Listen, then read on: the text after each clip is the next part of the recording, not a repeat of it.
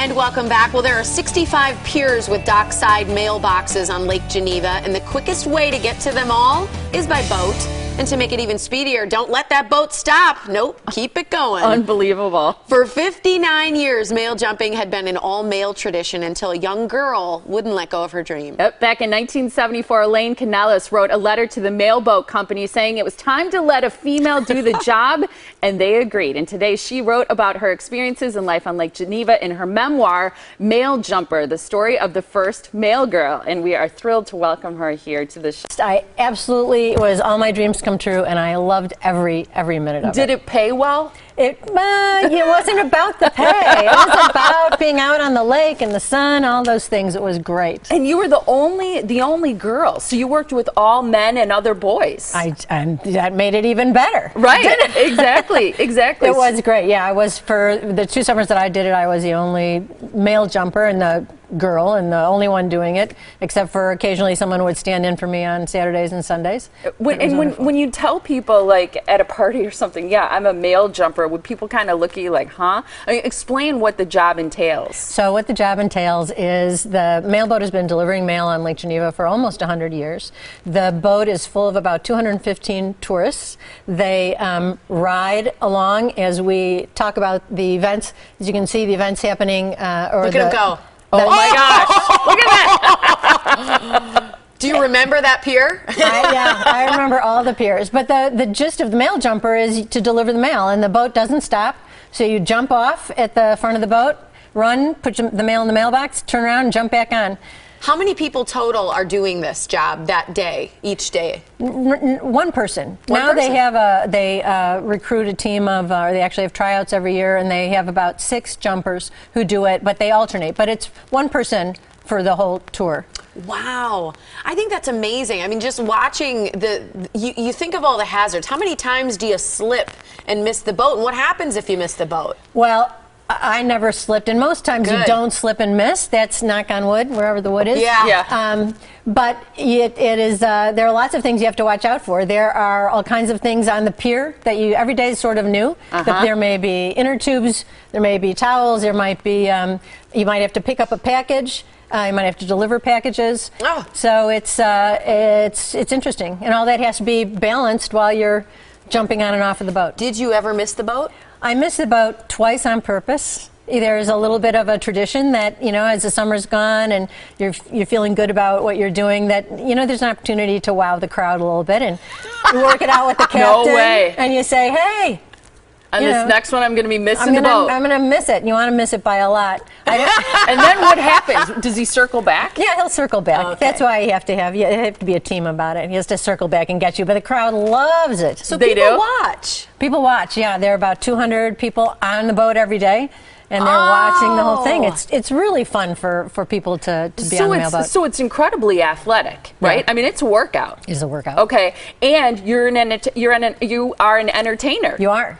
So, and are you kind of saying, here's what I'm doing? Are you talking, or? Yes, you're talking. It's kind of split between the mail jumper and the captain. But what you're doing is narrating the whole history of the lake, all the mansions that you're going by, how the mail, all about the mailboat, mail jumping. So you're very busy. There's not a lot of relaxation while you're doing that. While you're jumping the mail. Do you remember what you put in that letter that you wrote requesting to be the first female?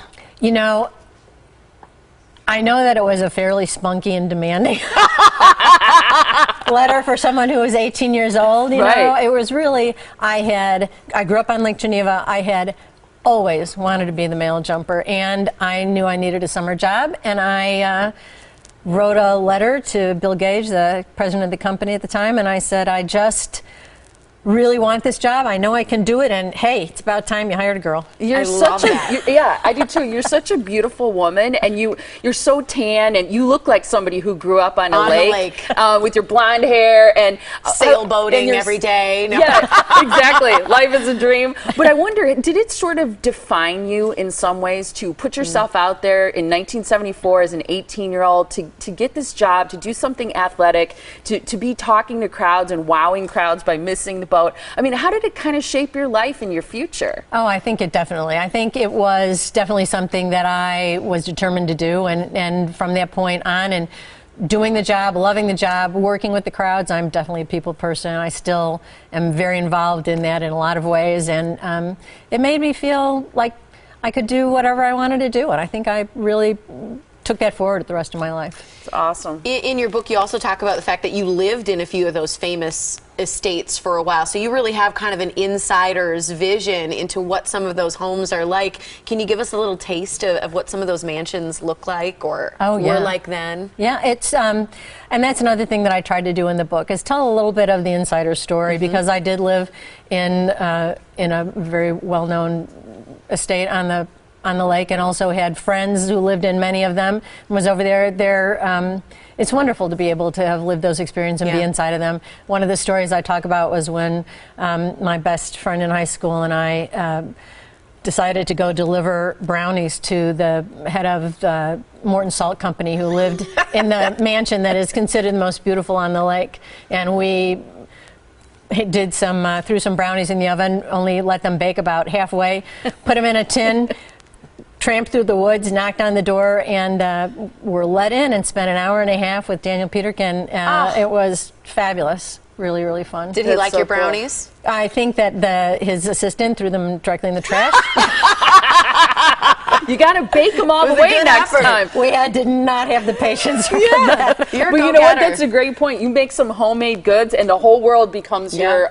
Yeah. You own the world if you bake for somebody. I think that is a great story. And it just proves that even though you live in one of those homes on the lake, that there's always the other ones you want a chance to get into and see. They're so wonderful. Cool. Such a great history. So find out more about this book. For one thing, you can meet the author today at Cornerstone Shop, Saturday and Sunday rather. I'm sorry. Today it's at Cornerstone Shop. Tomorrow and Sunday she's at the Mailboat on the Riviera Pier. You can find out more by going to LakeGenevaMailJumper.com, and people have a chance to meet you, pick up your book, Elaine. Yes. And have you sign it. And Saturday or Sunday, I might actually try a jump. No way! Good for you!